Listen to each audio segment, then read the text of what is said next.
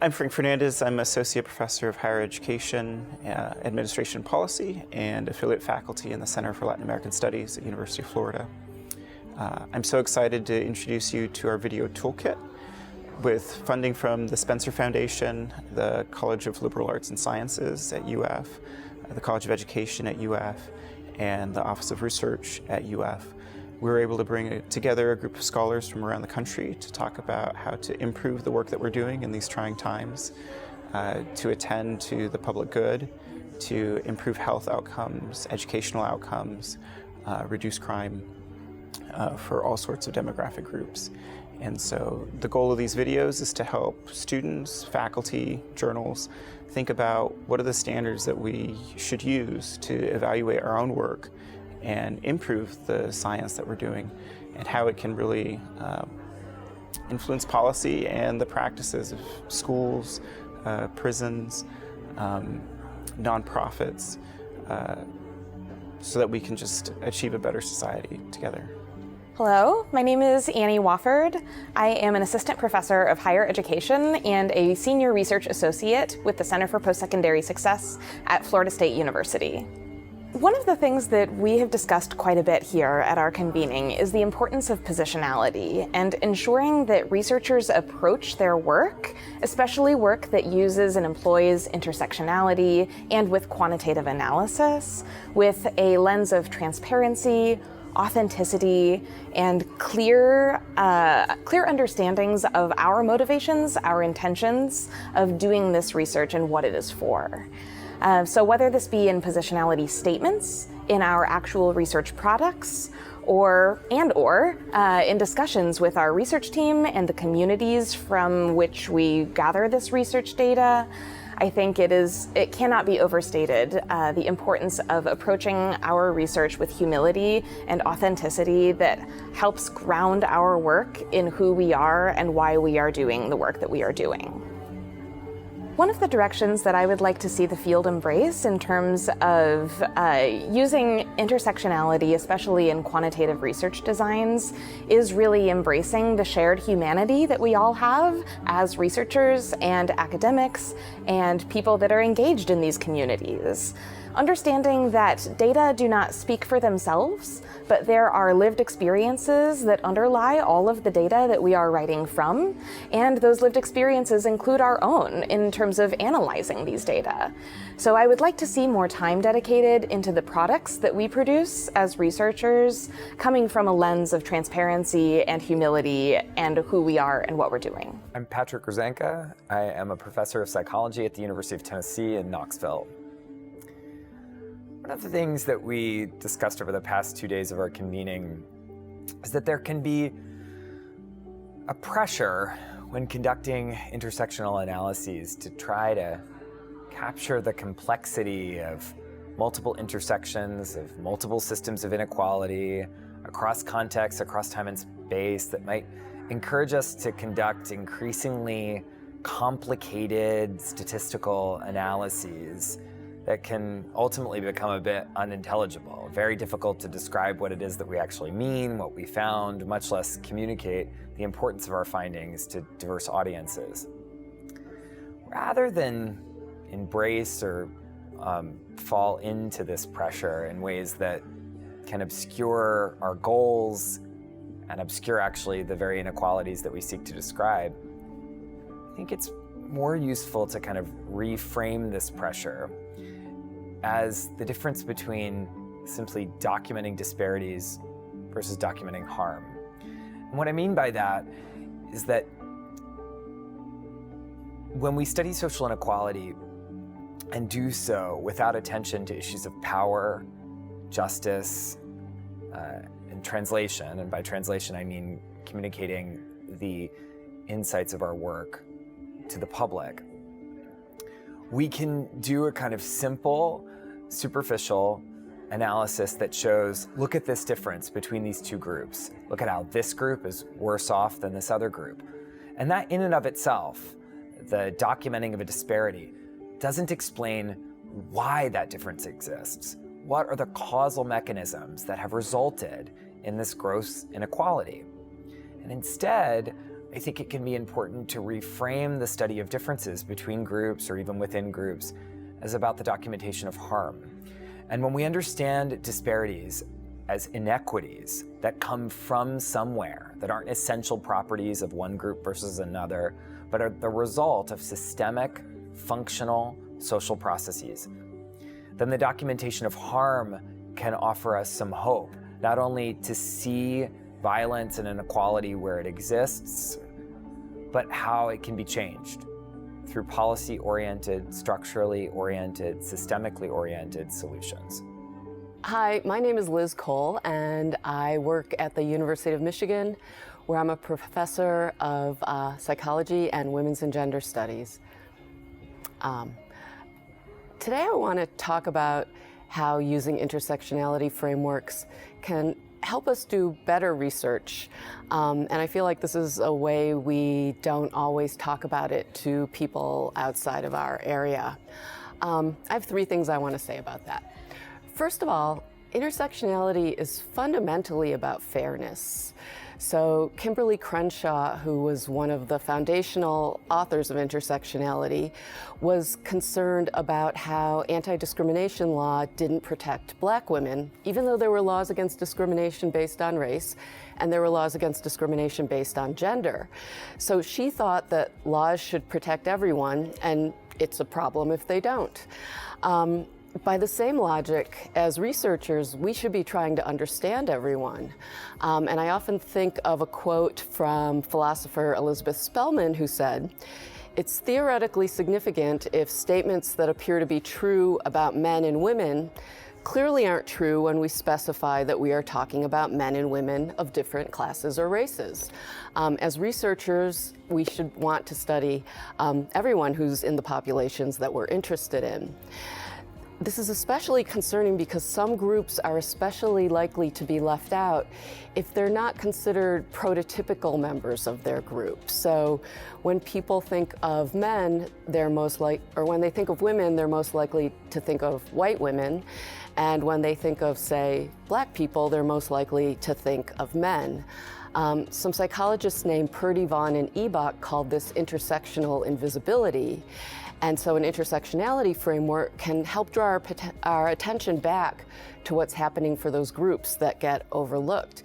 If we want our research to have an impact, if we want it to help people, then we need to be thinking about everyone's in the group. Secondly, intersectionality isn't primarily about comparing people with different social identities, like, say Black men or white women. It's really about how institutions and social practices treat people differently on the basis of the groups they belong to, and then how that can lead to inequality. Sociologists Weber and Paramedina called this looking upstream at the kind of group processes like public policies or institutions that define practices that can create inequality. So again, when we design our studies, thinking intersectionally can help us look at the real causes of the differences that we see, and that's really important if we want to make change. And then the third thing I want to say is that intersectionality isn't only about making comparisons between groups. It can help us understand what's going on for different people within the group based on how institutions treat them. So again, Kim Crenshaw gave us the example of a domestic violence shelter where one of the conditions of being there was that you had to participate in group therapy. And so women who were immigrants who didn't speak English weren't eligible. And this put them at particular risk because sometimes women who were immigrants depended on their abusive partner for their ability to remain in the country legally.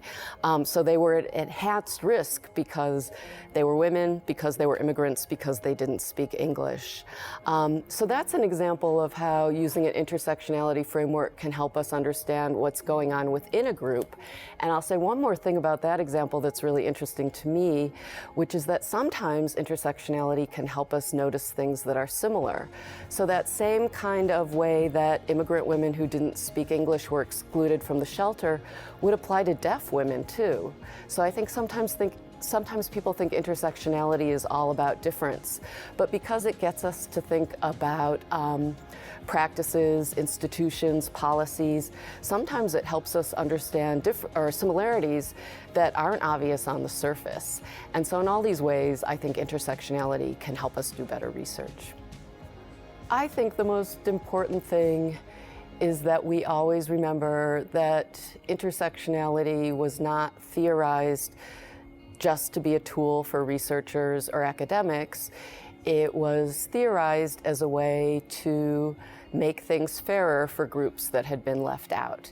And so I would want to encourage everyone who wants to use intersectionality frameworks always be thinking that the process doesn't end when you publish the article, that we need to be thinking, what's the next step? How can we take this out into the world and make a difference? My name is Leah Warner. I am at Ramapo College of New Jersey, where I hold the position of Professor of Psychology. I'm going to answer this simple question, what is intersectionality? Patricia Hill Collins articulated guiding premises in her 2019 book. First, race, class, gender, and other dimensions work and operate together. Second, these dimensions can be associated with access to opportunities, resources, and meaningful outcomes. And third, intersectionality is about solving social problems, building bridges across communities, and benefiting and empowering people to work collectively for the public good. Wherever intersectionality travels, I would like to see it still grounded in Black feminist thought, not only as the origins of the theory, but continuing to lead its creative and seemingly boundless future. Hi, I'm Nicole Elsie-Quest. I'm an associate professor at the University of North Carolina at Chapel Hill in Women's and Gender Studies. Hi, I'm Hyunyi Roh. I'm associate professor of higher education program at University of North Texas. And I'm Catherine Harnois. I'm a professor of sociology at Wake Forest University. In her book, Black Feminist Thought, Professor Patricia Hill Collins introduces the idea of a matrix of domination, which is a really important concept for intersectionality. And she describes it as the matrix as referring to how particular forms of oppression work with and through each other in diverse contexts and through different domains of life and diverse organizational structures. So she says, regardless of how any matrix is actually organized, whether across time or from society to society, the concept of a matrix of domination encapsulates the universality of intersecting oppressions as organized through diverse local realities. And this idea of context and multiplicity is really important for doing intersectionality research, whether it's quantitative or qualitative. So the forms that intersectionality research can take are going to be different across different disciplinary fields and across the sort of types of data and contexts that we are studying. So there's no one universal way to do intersectional research. And then let me talk about more quantitative study methods through the intersectionality perspective. And I would like to share one tenet of quant-crit intersectionality scholarship. Numbers do not speak for themselves. So if you are interested in conducting quantitative studies through intersectionality lens, we end up having numbers, right? But through the intersectionality framework, you would be able to reflect and better understand the numbers for the communities and people you want to serve. And also, you would like to understand the limitations and opportunities of a different methodological approach, especially quantitative methods. And we would like to talk about that with the interdisciplinary teamwork and efforts, because intersectionality is the good tool to talk about and address the complexity of experiences and life. So by having interdisciplinary team efforts and using quantitative methods, it could also tell you how to approach, interpret the data and numbers, and you can offer more insightful implications for the communities and people you serve. I'd like to share the words of Black feminist scholar Audre Lorde. In 1981, she said, "I am not free while any woman is unfree, even when her shackles are very different from my own. And I am not free as long as one person of color remains chained, nor is any one of you." Lorde was talking about a shared struggle for equity within a diverse coalition. Her words remind us of an important goal of intersectionality: to build coalitions and learn from and support one another. Because even if our perspectives and experiences aren't identical, they are shared and connected. Interdisciplinarity is one way that we can build diverse coalitions in quantitative research with an intersectional approach. My colleagues and I come from 3 different disciplines, and we use different tools to study and contextualize the human experience. While our toolkits are very different, we are united in a shared effort to use intersectionality to improve the lives of people from vulnerable groups. And our interdisciplinary collaboration makes better science. Science is, after all, a team sport. I think an important direction for intersectionality scholarship, whether it's qualitative or quantitative, is to be more interdisciplinary and to build those diverse coalitions so that diverse perspectives are incorporated and address similar or related phenomena. Well, I also think that as academics, we're often trained to really emphasize our own contributions and the newness of our ideas. But a key part of intersectionality, again, whether quantitative or qualitative, is remembering people who came before you and elevating and sort of remembering the contributions of scholars whose ideas have been forgotten or erased by those people who have been in power. So I would love to see more research that is thoughtful and integrating to the research that's maybe research and scholarship that's been published in non-academic spaces and again across disciplines and really letting those ideas take full hold of disciplinary conversations. And even quantitative study methods context, more interdisciplinary work would offer more better beneficial to the communities since we are using statistics, maybe same methods, but still we've been approaching it differently. We contextualize it differently. So more interdisciplinary team efforts would be very helpful. My name is Bonnie Maradi. I'm a professor of psychology at the University of Florida, and I'm the chair of the Department of Gender, Sexuality, and Women's Studies.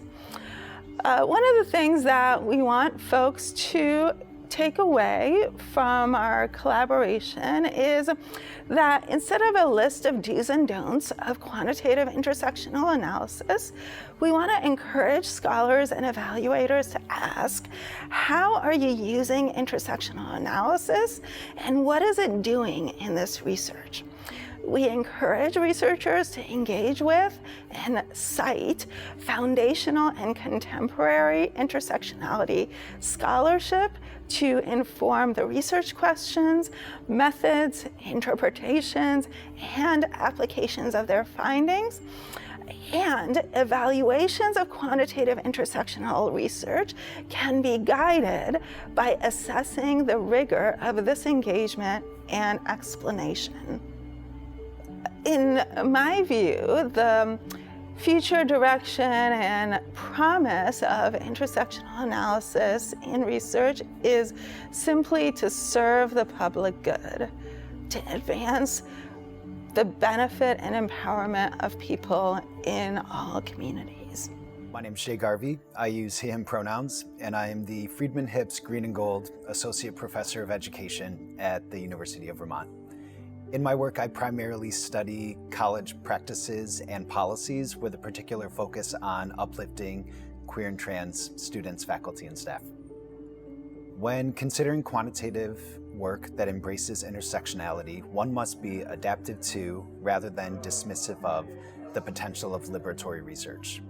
What I mean by this is one needs to have methodological dexterity and flexibility while always maintaining aims of broader social impact. Methodological dexterity might encourage us to use multiple data sets to approach problems with different analytic solutions, or to be flexible with variable operationalizations. The ultimate intention is for intersectional justice and liberation at all costs, and that may manifest differently depending on your audience and the tools available to you. Here's the thing with intersectional justice. I have hope, I have love, I have a lot of solidarity, and a lot of humility in the work. I think it's important to foreground our emotions in all that we do because it's how we develop solidarity and build coalitions. At the same time, I think we deserve and need to have a wide range of emotions when approaching intersectional justice. Anger, resentment, and exhaustion may be important metrics for us to measure our emotional capacity and awareness for social change. And being more open and vocal about how we place ourselves within an intersectional liberatory framework will not only strengthen our own resolve, but it'll help build solidarity and coalitions with other people.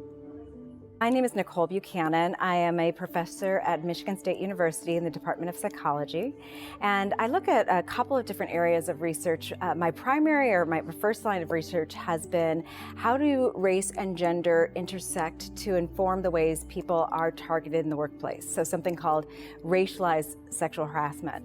And then more recently, I've been looking at the ways in which the research that typically marginalized faculty do, or faculty of color, queer faculty, or women, looking at how the research they do is devalued within our systems of evaluation within university systems and higher education.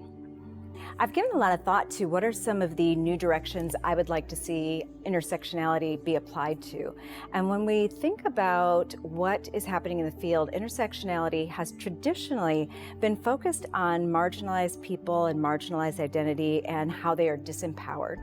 And this makes a lot of sense. This is where the origins of intersectionality came from. But intersectionality is inherently a study of power, and how power works goes in both directions. So I would love to see the field expand to consider and do more research on how power is conferred to those who already have power, and how those with multiple privileged identities may be experiencing power. And that would inform on the other end, how individuals experience being disempowered. So I would love to see more work on, say, whiteness studies and how white privilege are connected to an intersectional analysis of power. Another domain I would love to see more on is the experience of joy. How can we apply an intersectional analysis to how people experience joy? How do they experience joy even within a context of marginalization? And how can we expand intersectionality studies to include love, pleasure, joy, and happiness?